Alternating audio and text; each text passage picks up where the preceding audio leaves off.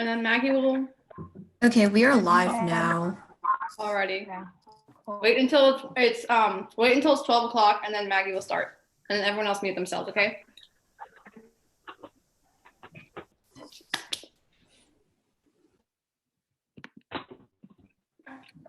Okay, we are live now. Oh, Jesus. Okay, turn that off, please. Thank you.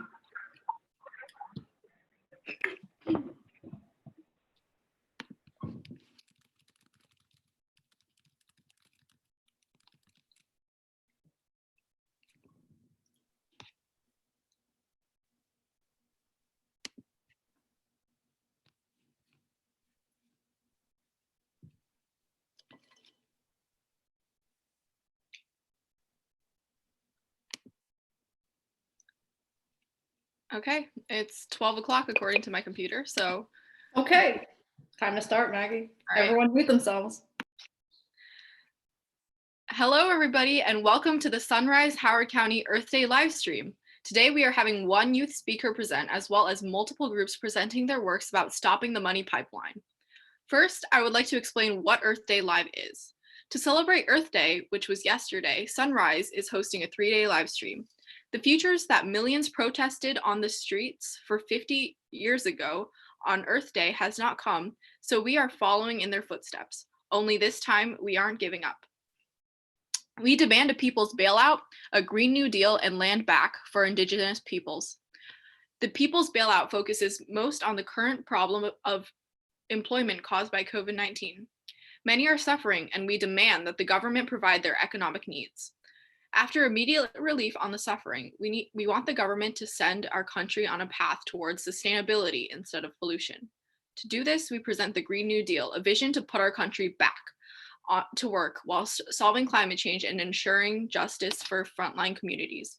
Time is running out until our climate change will be irreversible, so we need this now. Finally, we would like our government to acknowledge the rights of Indigenous tribes and give them sacred land back before it becomes polluted forever. Today, we are fighting to stop the money pipeline, which perpetuates the fossil fuel industry.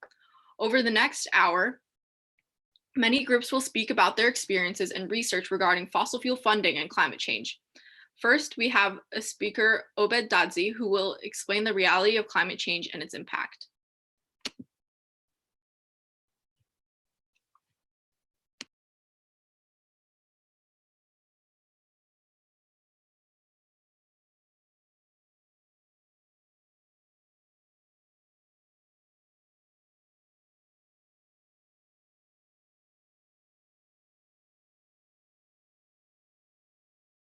Okay, so thank you so much. The name is Obed Dazi from Western Africa.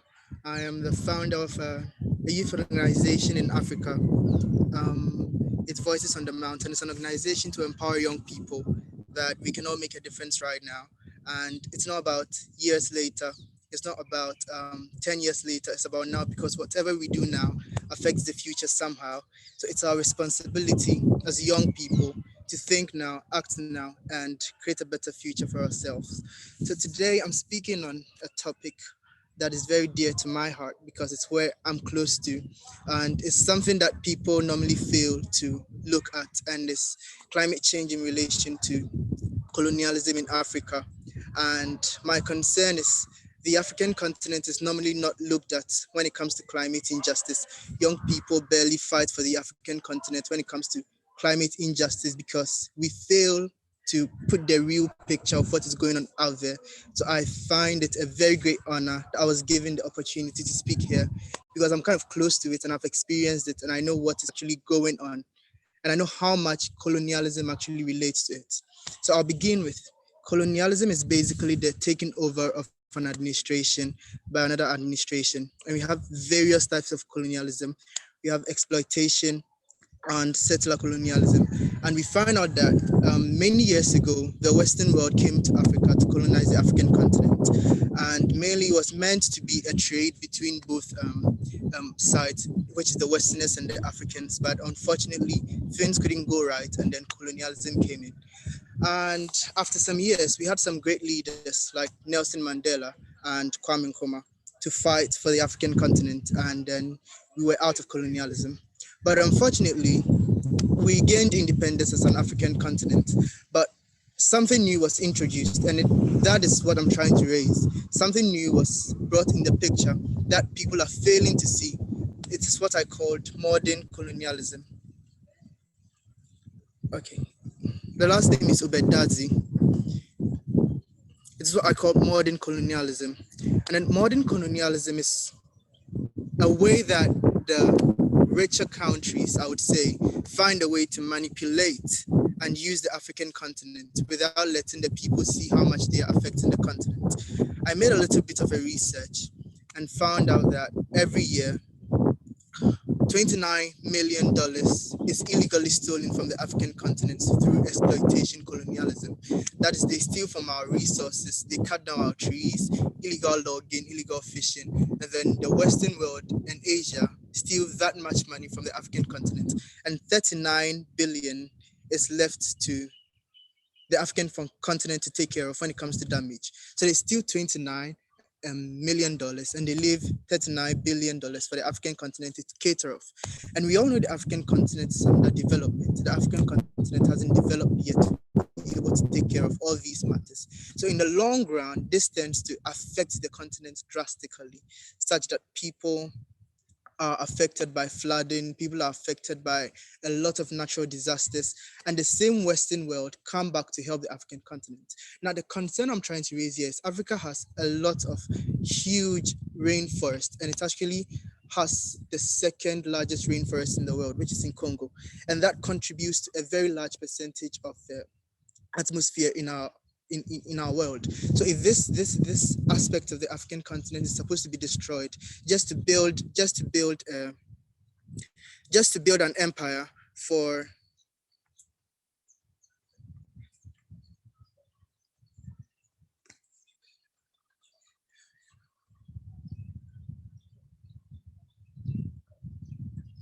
okay.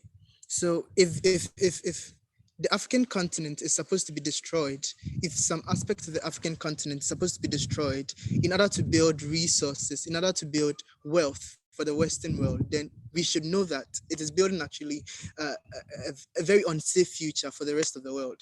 Because the reason why they're failing to look at the African continent when it comes to climate injustice is they've decided to cover up and they've decided to make everything seem like it's all right, and they are making it seem as if they are helping the continent. Rather, they're extracting more from the continent than giving to the continent. So actually the concern I'm trying to raise here again is young people must start fighting for the African continent. Young people must start realizing that much harm is being done to the continent than good. I also made a research and found out that Western countries as well as Asian countries have made the African continent a dumping ground, and they dump a lot of waste, moving from electronic waste to many other waste onto the continent, and expect the people to pay for the destruction that is made. Now, every year, much death in the city that I'm in, which is Accra, can be attributed to air pollution, which is caused by the burning of electronic waste that have been dumped into the city.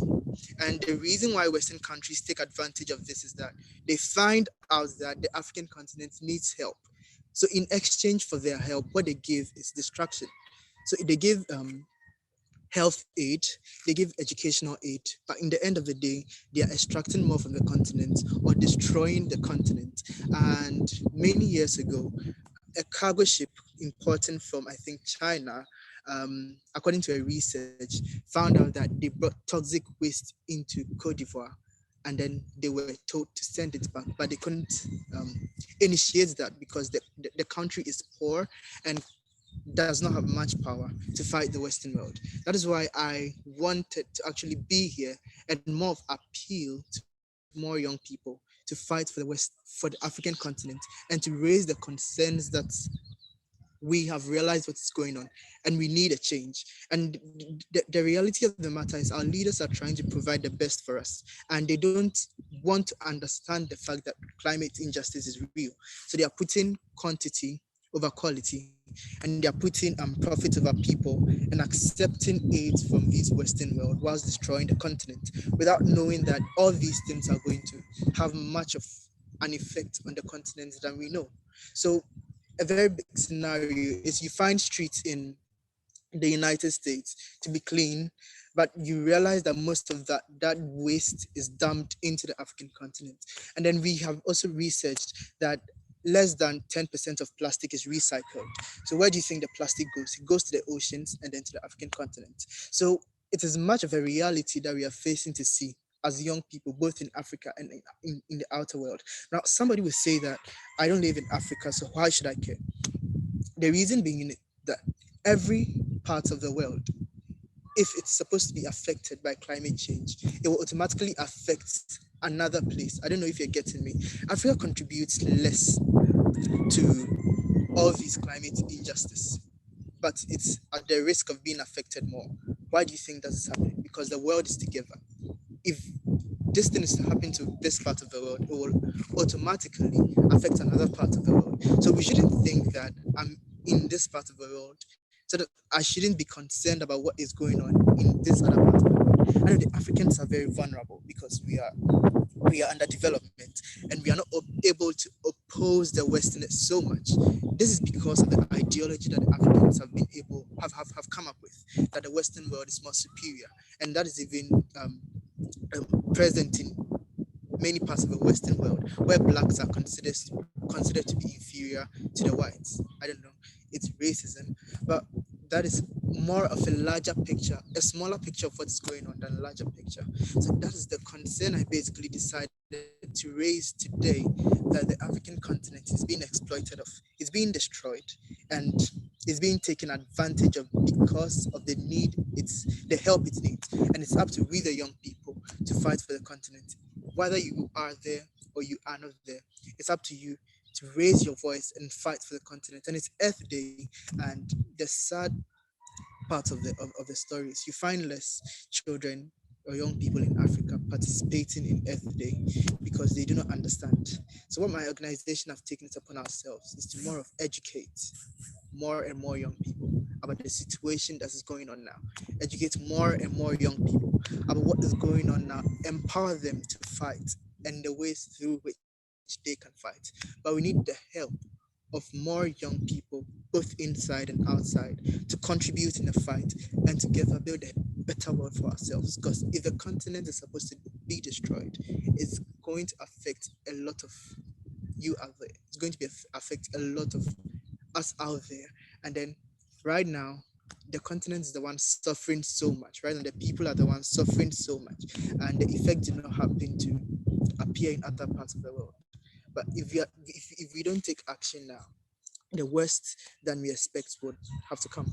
And then the Western world are trying to fix, I mean, cases of climate injustice in their countries. And I know it cuts down their wealth, but they try to build that wealth through the African continent. And those are one of the many issues that I think should be raised on Earth Day, that the African continent needs help, the African continent needs to be fought for, and then we should stop exploiting from the continent because it contributes so much to our world, and that we start fighting for the continent. I have friends who have died because of air pollution.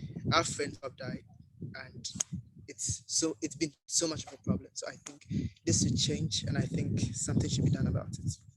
Thank you.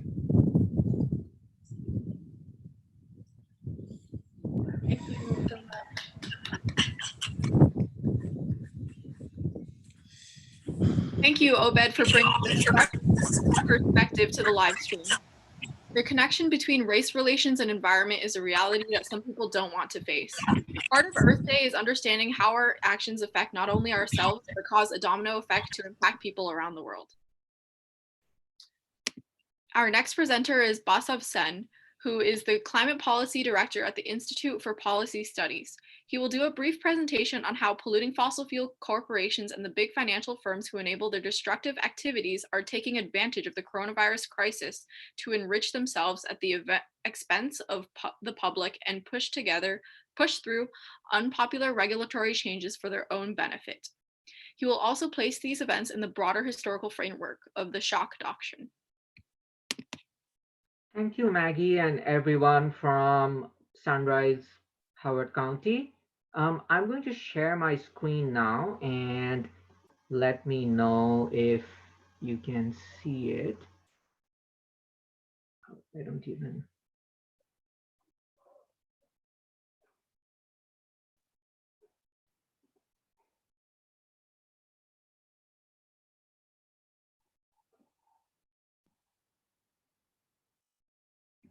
For some reason, I'm not seeing. Oh, there.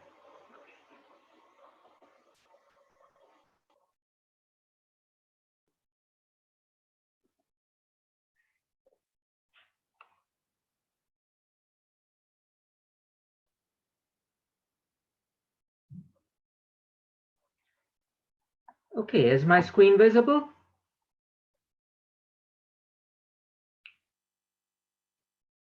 Can everyone see my screen? Yes, good. Okay, so thanks for that introduction, Maggie. And so I'm going to talk specifically about how the oil and gas industry and big finance, by which I mean banks in the traditional sense, as in uh, retail banks where you can go open a bank account, as well as investment banks and insurance companies, and the lines between these different kinds of big financial companies are increasingly becoming blurred.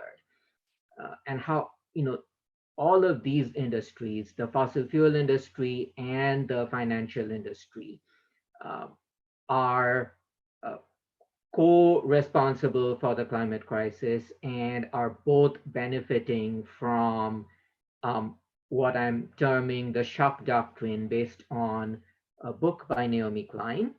So I'm going to jump into the presentation right now. So first of all, for any of the listeners who are unfamiliar with the term, the shock doctrine, the term was coined by writer Naomi Klein in a 2007 book. And the basic thesis is that when there are crises, when there are traumatic events and upheavals, large numbers of people are very understandably preoccupied with their day-to-day survival. They don't have the time or the energy to follow political developments that often happen at overwhelming speed. And so the question of their even being engaged to push back in any way doesn't even arise. And powerful corporations and governments who serve the interests of powerful corporations take advantage of this. They take advantage of the fact that people are preoccupied with their survival and are not able to protest and to fight back. Uh, and they push through long-term structural changes to give themselves even more wealth and power. And here are a few examples. Here in the United States, after September 11, 2001, there was a massive erosion of civil liberties, and the government greatly expanded its power of surveillance and of detaining people without due process, and also cracked down on immigrants. And all of this was because people were understandably frightened and confused after the September 11th terrorist attacks. And then in New Orleans, after Hurricane Katrina, there was a wave of gentrification and privatization as predominantly Black working class people of New Orleans were pushed out to make room for real estate developers. And the school system in New Orleans was privatized to a large extent and replaced by charter schools. And again, this was because of the disaster and because of the fact that a lot of people were not even physically there. They had been displaced from New Orleans and were living as internal refugees, internally displaced people in Houston and elsewhere. And then worldwide, uh, there was a coup in Chile in 1973 backed by the CIA, which brought a military dictatorship to power. And that dictatorship pushed through some really horrific economic restructuring, backed up by a regime of torture and disappearance. And people were so traumatized by the torture and the disappearance that they couldn't fight back against the economic restructuring. And then when the US invaded and occupied Iraq in 2003, the US government used the occupation to push through free trade and privatization policies in Iraq. And again, that's an example of the shock doctrine where populations were too uh, frightened and confused and preoccupied with survival to be able to fight back adequately. And the present day coronavirus crisis in the US is no exception. We have frontline workers like doctors and nurses and janitors and trash collection workers, postal workers, bus drivers, grocery store workers who are trying just to stay alive. They're going out there every day risking their lives and they're not getting adequate personal protective equipment to keep themselves safe. And they are dying. There are workers, in all of these sectors who are getting infected and are dying. Then we have low wage workers from sectors like restaurants and hotels who are laid off and they're home figuring out how to pay the rent without adequate government support.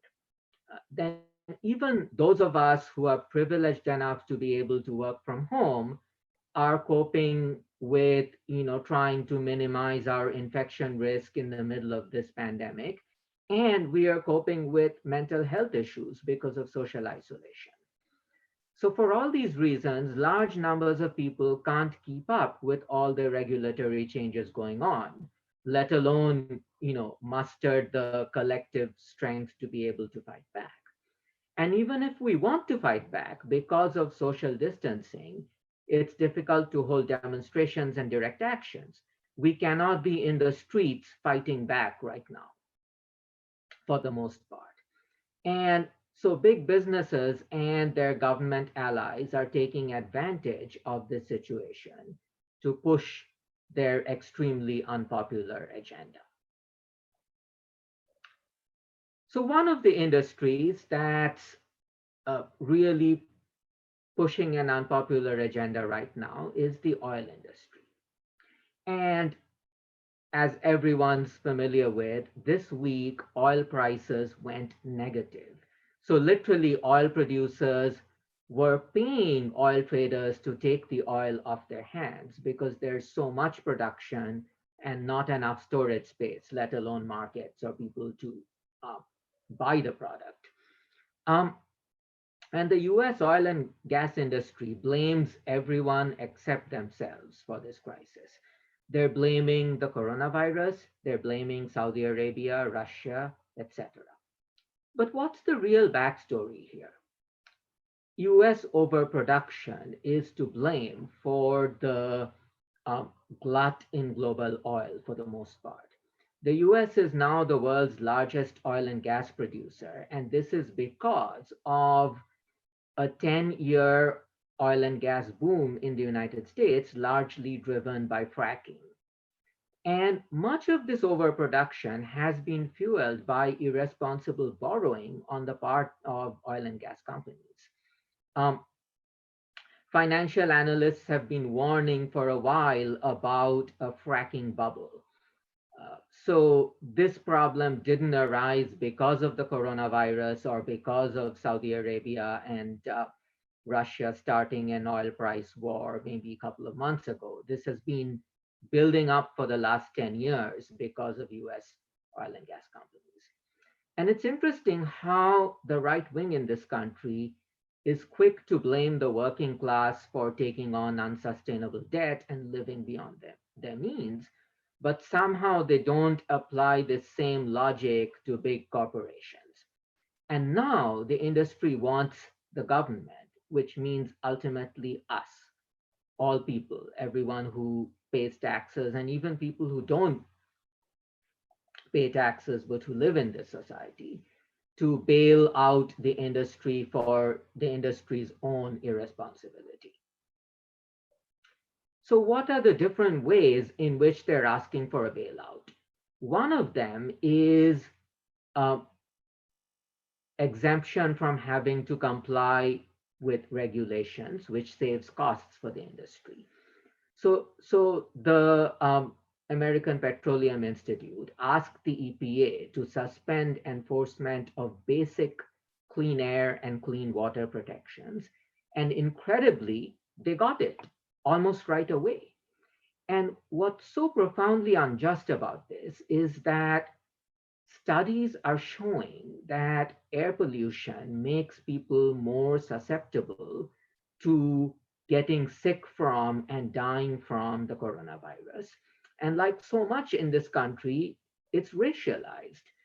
People of color are disproportionately exposed to air pollution and therefore are disproportionately vulnerable to the coronavirus. And in the midst of this public health crisis, the EPA is making it worse by not enforcing clean air regulations. Again, the industry is asking for royalty relief. So the oil and gas industry pays what are called royalties to the federal government for drilling on public lands and in public waters. And already they're paying pennies, they're paying too little.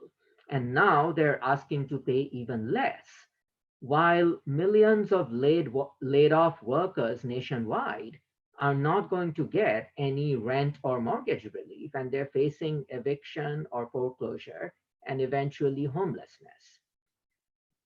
So again, you have a profound injustice here. And then the EPA is pushing through a reduction in auto fuel efficiency standards, which endangers those who breathe pollutants from cars and trucks, pollution from highways, and again, disproportionately people of color. It hurts the future of the planet because of greenhouse gas emissions. And it hurts everyone who wants to fill their gas tank because it'll force people to pay more for gas by making cars less efficient. And it's a handout to the oil industry. So what does any of this have to do with big finance?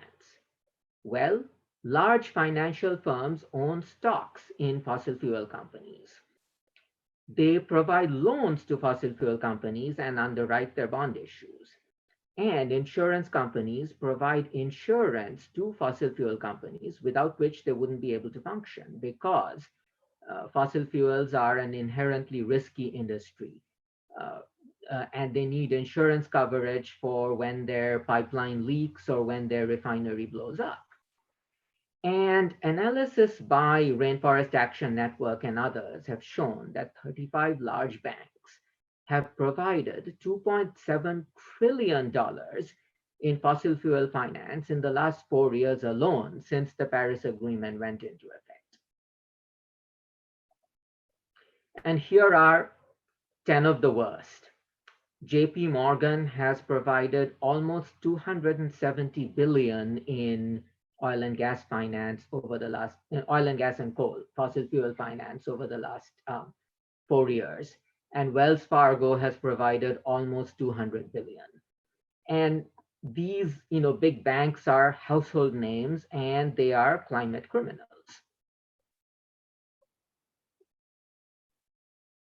So how is big finance benefiting from the shock doctrine today?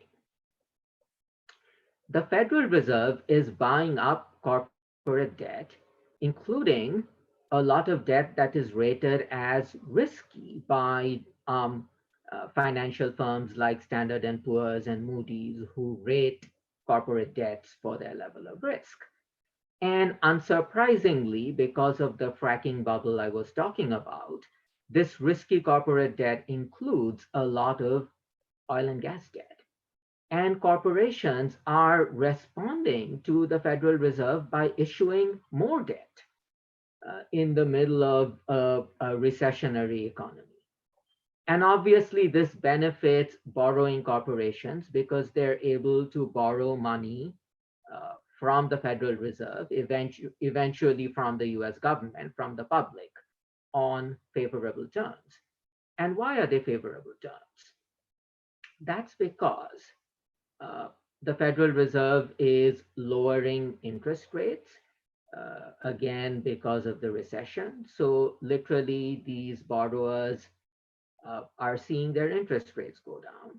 And also because of the political clout of corporate borrowers, that if the time comes for them to, keep repaying this debt and they're finding it difficult to do so, they can just influence the government for even better terms, maybe an interest rate reduction, maybe a payment holiday, maybe even debt forgiveness at some point down the road. But here's the thing. When the Federal Reserve buys up corporate debt issued by oil and gas companies, that also benefits big finance. Why? It's because of the transfer of risk. Suppose JP Morgan or Wells Fargo owns X billion dollars in oil and gas debt, and the Federal Reserve buys it up. What that means is that the risk of non-payment got transferred from the oil and gas companies to the taxpayer. So now if the companies fail to pay back, it's the taxpayer as against the big bank who suffers the loss. And the debt buyout also specifically benefits one big financial company who I want to call attention to, and that is BlackRock. Because BlackRock is being used by the Federal Reserve as an intermediary for buying up corporate debt. And I would also like to point out that BlackRock is already a big beneficiary of fossil fuel finance. They are the #1 shareholder of ExxonMobil, for instance.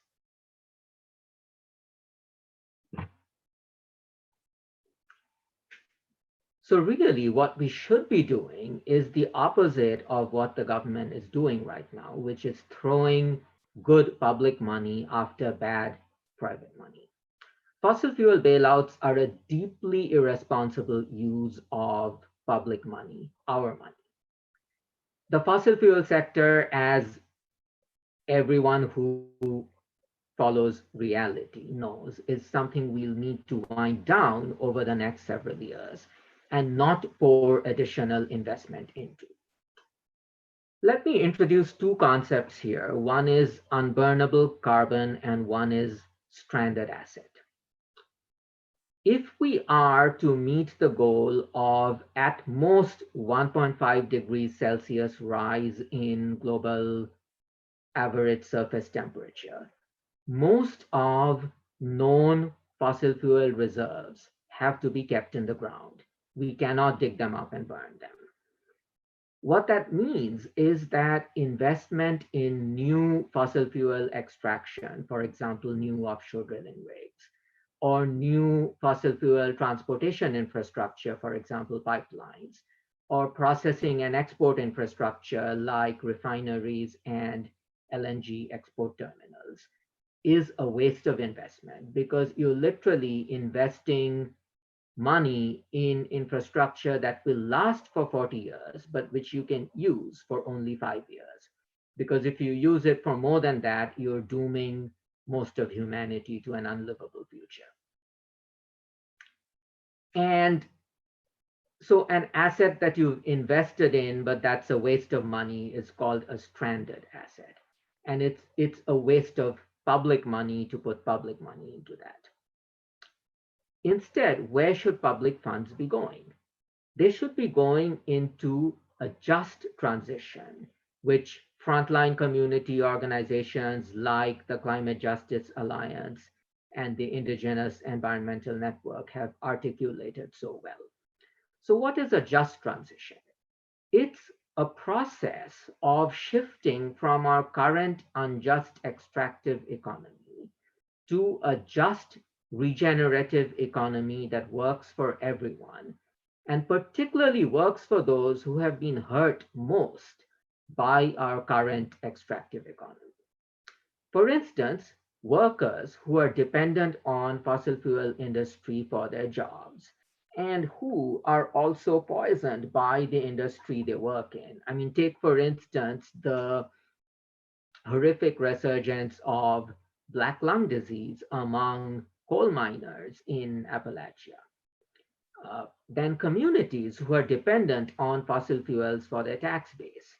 So as the fossil fuel industry declines chaotically because of market forces, there are literally whole communities who see their tax revenues going down and have to lay off their public school teachers. And that's what happens when you leave a transition to market forces and to an unjust as against a just transition.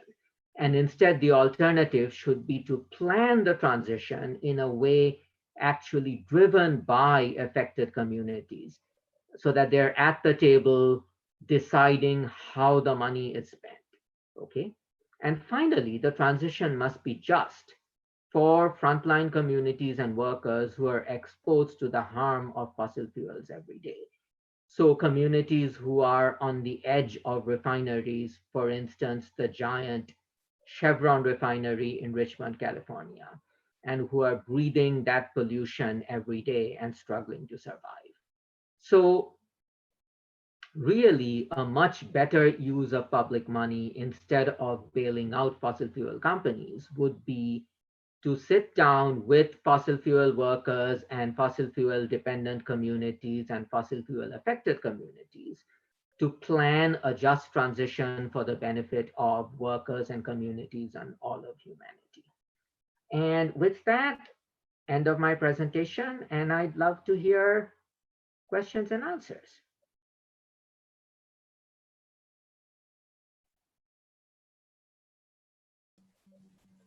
Hi, Basa.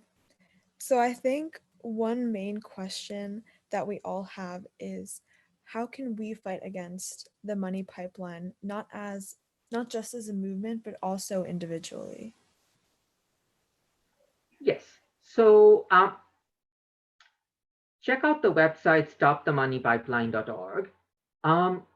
But some basic things you can do is, as an individual, to move your money from bank accounts at banks like Wells Fargo or Bank of America or JP Morgan, and instead put it into credit unions and small local banks and research those banks, find out if they are also investing in fossil fuels or other unjust practices like the private prison system or the private immigrant detention system. And if they're not, then move your money to those banks. And likewise, put pressure on your institutions. For instance,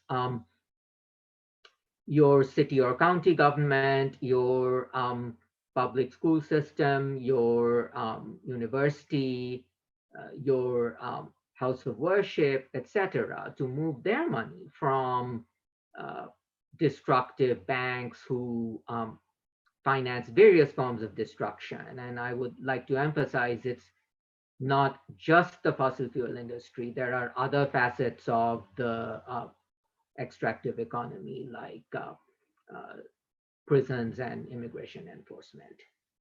So yes, move your own money and pressure your institutions to do so. All right. Our next question is, we know that you're volunteering with the group Shut Down DC. Could you just talk about what you're doing and how you're working with, I think, Sunrise DC? Yes, absolutely. So Shut Down DC is a large coalition. It includes Black Lives Matter DC, Sunrise Hub of DC, and La Colectiva, which is an immigrant community group in Northern Virginia, and fossil fuel extraction resistance groups from different places, etc.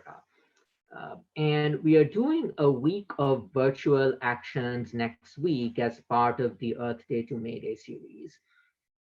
On Monday, there will be an action led by Black Lives Matter DC for solidarity with frontline workers, like grocery store workers. On Tuesday, Sunrise DC is going to lead an effort around cancellation of rent, pressuring DC City Council to cancel rent so that low wealth renters can survive.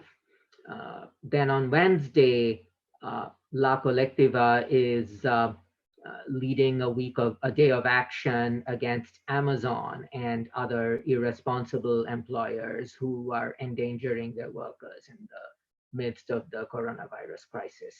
And I should mention, Amazon workers in many parts of the country did a wildcat strike yesterday to demand safe working conditions. And then on Thursday, the 29th, the 30th, sorry, there will be actions targeting FERC, the Federal Energy Regulatory Commission, for their green lighting of the Atlantic Coast Pipeline and Mountain Valley Pipeline and other forms of destructive fossil fuel infrastructure. And finally, on May 1st, International Workers' Day, there will be an action in solidarity with workers everywhere, including frontline workers who are risking their lives, as well as unemployed and laid off workers who are struggling to survive at home. And you can find out more if you Google Shutdown DC. Sorry, I don't have the URL off the top of my head.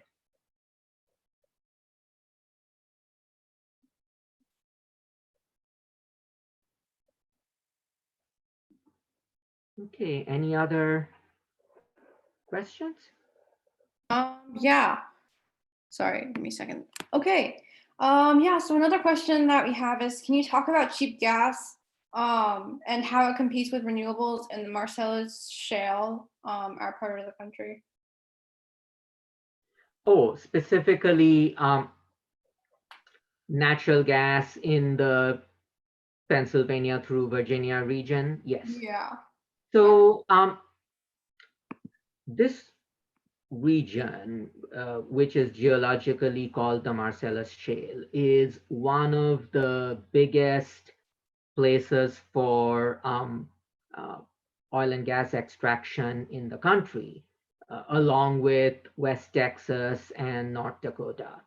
And it has meant horrific public health effects. Poisoned water, people are literally able to light their tap water on fire in parts of Pennsylvania. It has meant air pollution and cancer clusters. And of course, it endangers the climate, endangers the future of humanity. And it's not just the places where the actual fracking is happening. It's also the pipelines. I just mentioned the Mountain Valley and Atlantic Coast pipelines. And unsurprisingly, these pipelines will most affect Black and Indigenous communities in Virginia and North Carolina. That's who is disproportionately targeted for building the pipeline. And pipelines leak, they explode, they're not safe. And when they leak, they poison communities' water. And then there's the export terminals where, again, the gas and oil are going to be exported to foreign countries. And so there will be frontline communities in other places, for instance, in, say, Vietnam or Indonesia, who may be subject to air pollution impacts. Not to mention a lot of fossil fuel infrastructure is justified using energy security or American energy independence. And that's a complete lie because a lot of the oil and gas is being exported. And then finally, there's plastics and petrochemicals. There's plans for a big plastic and petrochemical hub in West Virginia because of all the ethane gas, which is useless as a fuel. It would be otherwise a useless byproduct, but then if you build what's called a cracker, a plastic feedstock manufacturing facility, you can turn it into plastics, and that contributes to the global plastics crisis. And it also has horrific pollution impacts. West Virginia is learning clearly the wrong lesson from Cancer Alley in Louisiana or from the Gulf Coast in Texas, Houston and Galveston down to Corpus Christi, where you have these cracker and petrochemical facilities with horrific pollution impacts. And so these are some of the impacts of Marcellus Shale and fracking in our region here.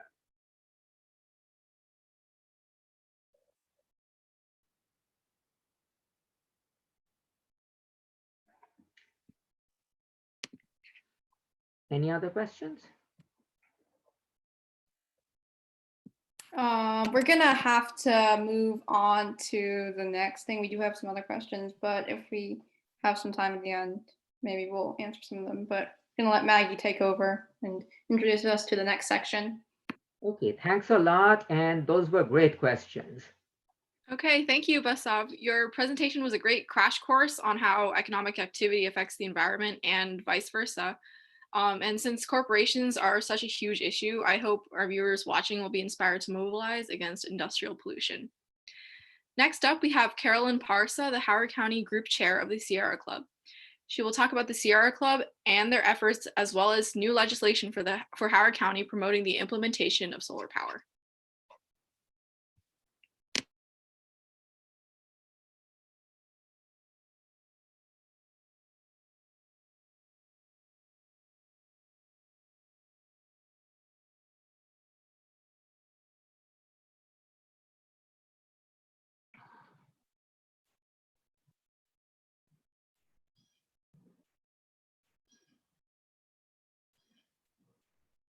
Hello. When do I start? Okay, thank you. Hi, everybody. Thank you, Sunrise, for having me on. And I'm Carolyn Parsa, the chair for Howard County Sierra Club. Sierra Club, just to give you a little background, was founded in California in 1892 with a mission to explore, enjoy, and protect the planet. And Sierra Club operates on a national, state, and local level. And I'm here to represent the local level for Howard County. I'd like to share my screen. And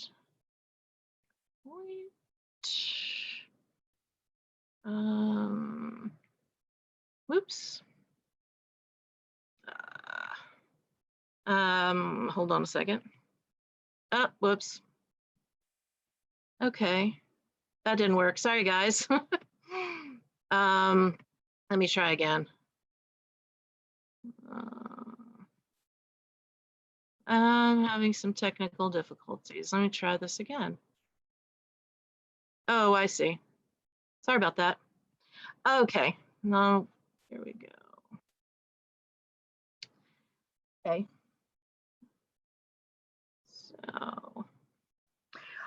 So as far as protecting the planet goes, I'd like to tell you a little bit about what Howard County does. And what we do is we take a look at local legislation.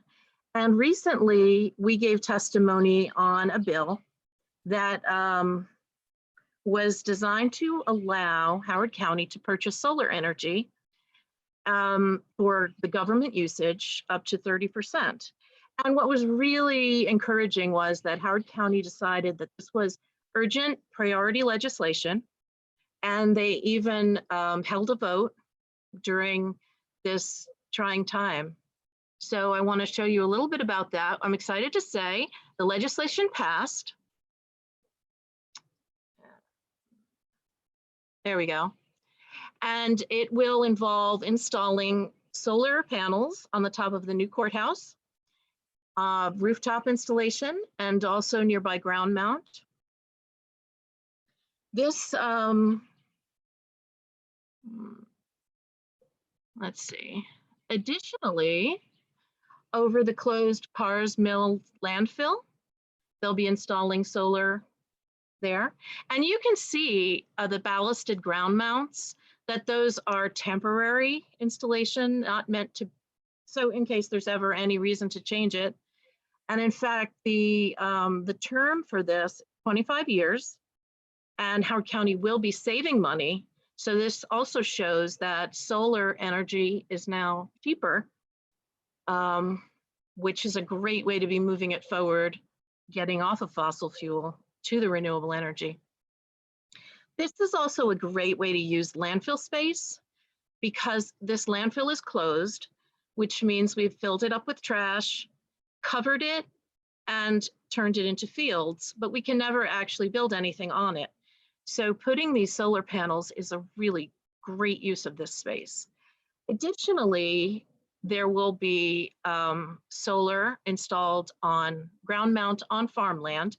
And this has been controversial in the past because of people who feel that agricultural land should stay in active production for farming. But the interesting part of this legislation is that they took that into account, and they have the stipulation that the solar panels must be compatible with active farmland use. So this would mean that they would raise them up. You can see in this picture, they're very low to the ground, but instead they would make them higher up so that animals could graze underneath, or crops could be planted underneath. And what's popular in that arena is to have pollinator plants planted underneath, which would support the bee population. So how can I get involved? There are many ways to get involved.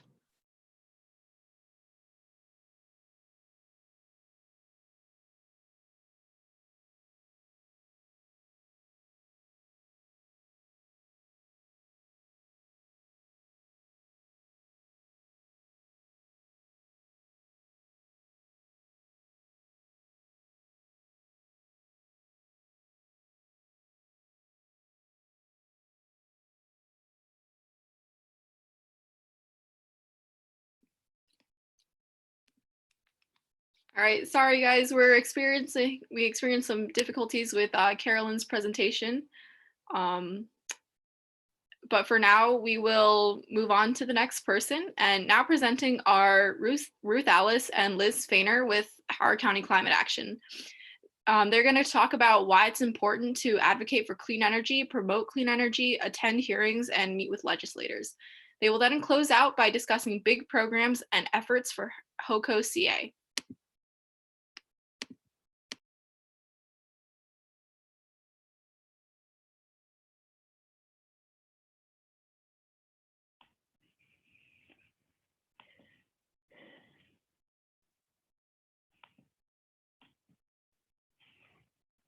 Ruth Alice, you want to go? Ruth Alice, you're mute.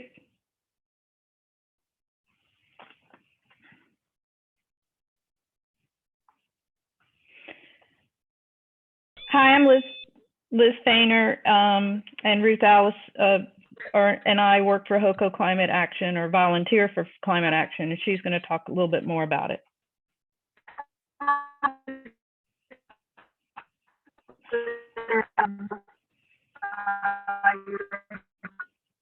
Your audio is not coming through.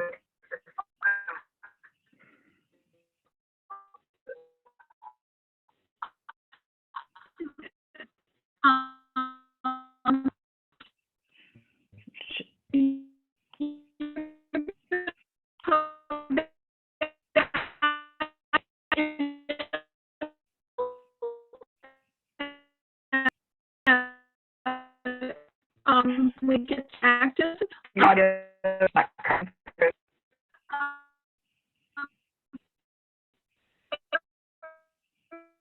Can y'all hear me?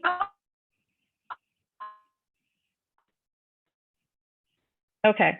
So HOCO Climate Action, I don't think Ruth Alice's audio was working. That's a web page and our Facebook page. And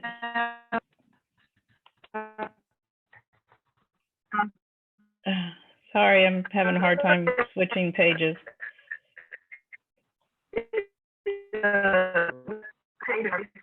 I can't seem to change the page. I don't know why it's locked up. So I will stop sharing.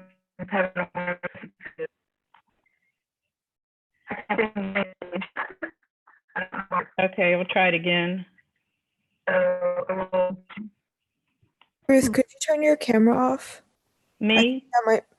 No, Ruth, to make Okay. the audio better. Ah, right. Can you hear me now? Yes. Can you go? Yes. I don't know if I can get. Oh, here's the slide. Okay. All right. Yes, that's true. I forgot. If I turn my video off, you can hear better.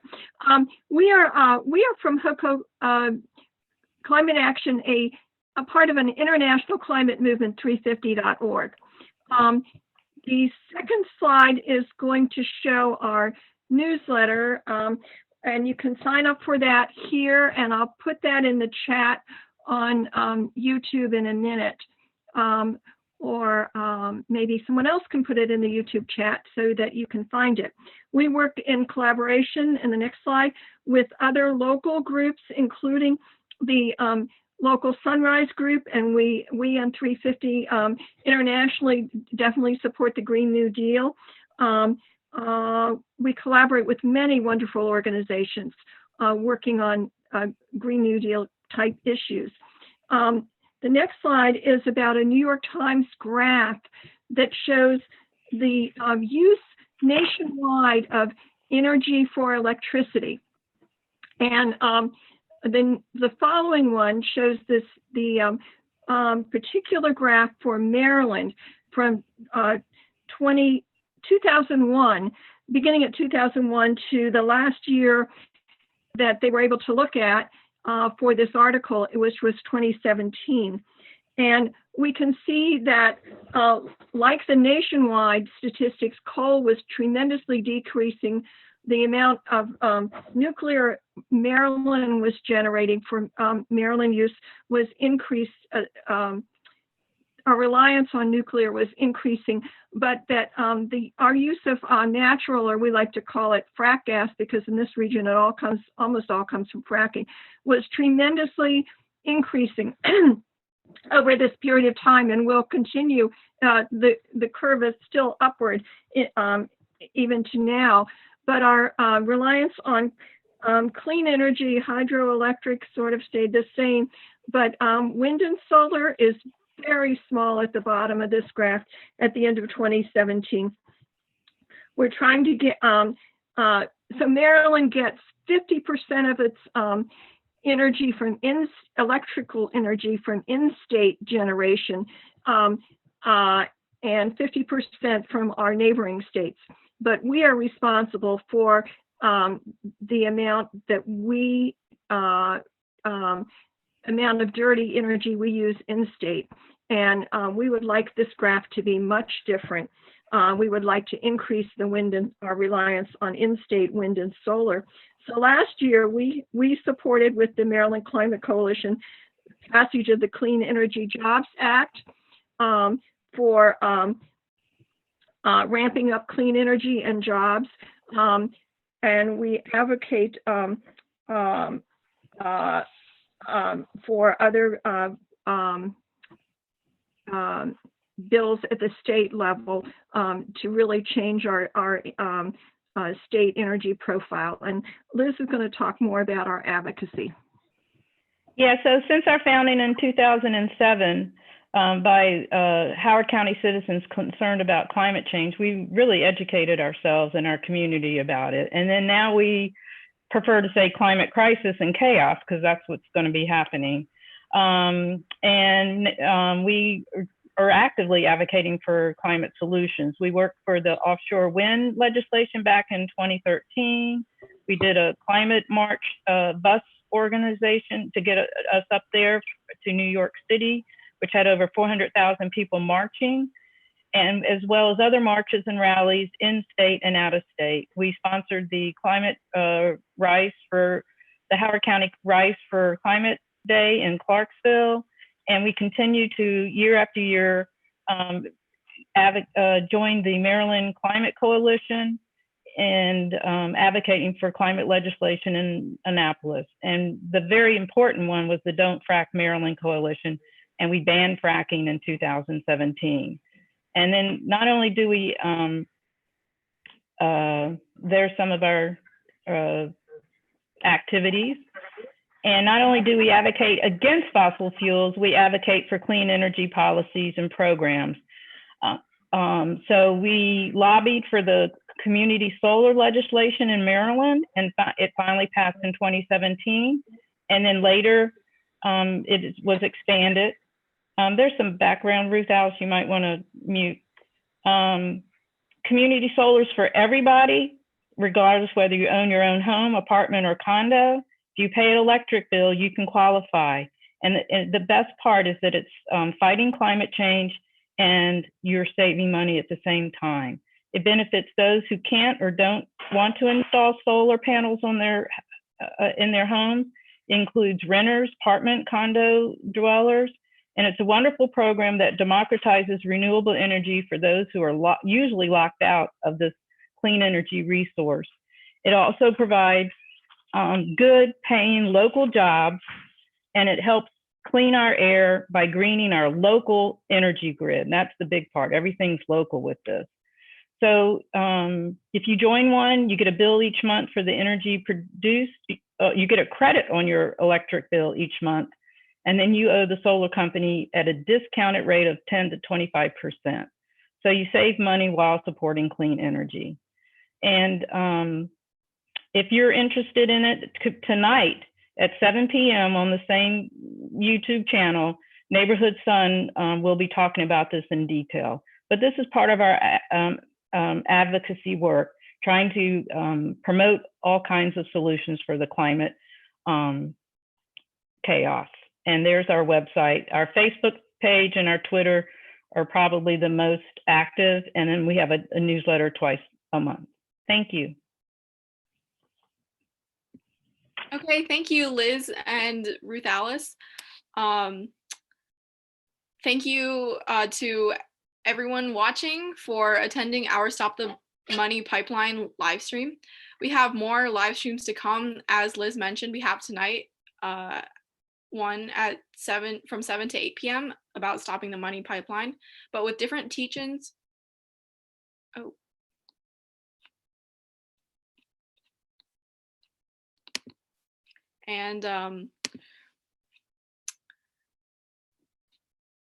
And tomorrow we will have live streams about political engagement and voting, both at 12 to 1 and 7 to 8. We recommend going to both because they will both be different teach-ins and with a few student speakers and musicians. If you want to get involved with Sunrise HOCO, sign up at bit.ly/Sunrise HOCO. All right, thank you everyone. We hope to see you at 7 tonight.